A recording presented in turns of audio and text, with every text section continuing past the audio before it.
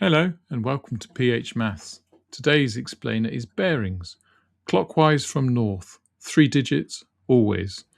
By the end of this video you'll know the format, the 2-direction rule and the parallel line trick that solves every bearings problem on the syllabus.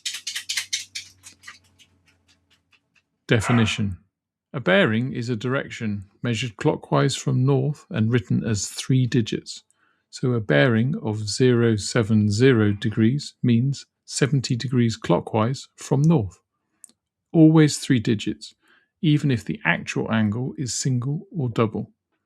Bearings range from 000 up to 359.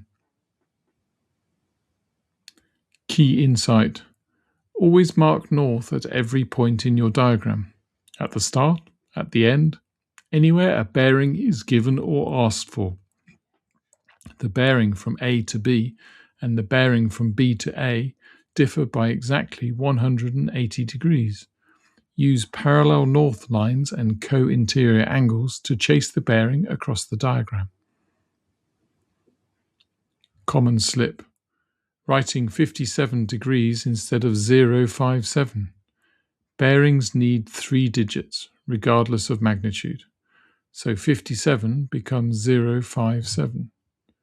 9 becomes 009. Always pad with leading zeros. That's the convention. Quick example. B is on a bearing of 070 from A. What is the bearing of A from B? Well, add 180. 070 plus 180 equals 250. Done.